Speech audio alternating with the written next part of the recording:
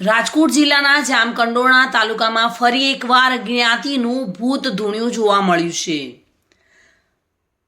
જામકંડોરણાના હરિયાસણ ગામમાં ખેતર જવાના રસ્તા બાબતે બબાલ થઈ હતી।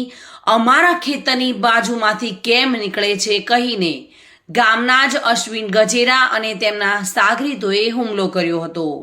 હરિયાસણ ગામના કેટલાક લોકોએ અનુસૂચિત જ્ઞાતિના પિતા પુત્ર પર હુમલો કર્યો હોવાની ઘટના સામે આવી છે। હુમલામાં બાબુભાઈ કટારિયા અને વિશાલ કટારિયાને ગંભીર ઈજાઓ પહોંચી છે। ઈજાગ્રસ્ત બંને પિતા પુત્રને જૂનાગઢ સિવિલ હોસ્પિટલ ખાતે સારવાર માટે ખસેડવામાં આવ્યા છે। જામકંડોરણા પોલીસ ઘટના સ્થળ પર પહોંચી હતી અને સમગ્ર તપાસ પણ કરી હતી। રાજકોટ જિલ્લામાં જામકંડોરણા ખાતે ફરી એકવાર જ્ઞાતિ પ્રત્યેનું ભૂત ધૂણેલું જોવા મળ્યું હતું।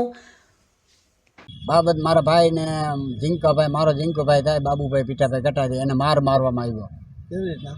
અરે રસ્તો વાંધો હતો, રસ્તોમાં કે અમારા ખેતરમાં રસ્તો આખતા હતા, ના પાડી એમાં મારવામાં આવ્યો।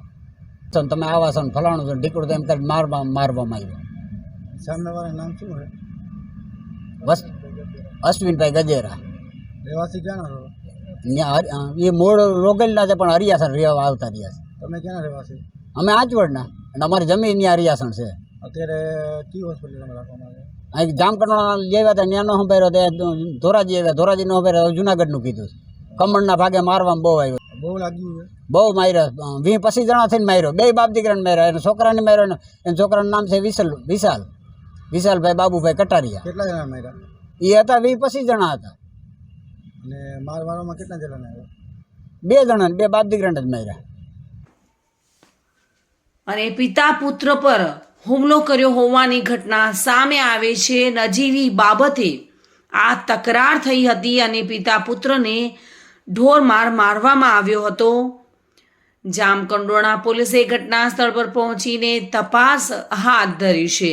વિમલ સોંદરવા સાથે bureau report, today Gujarati news.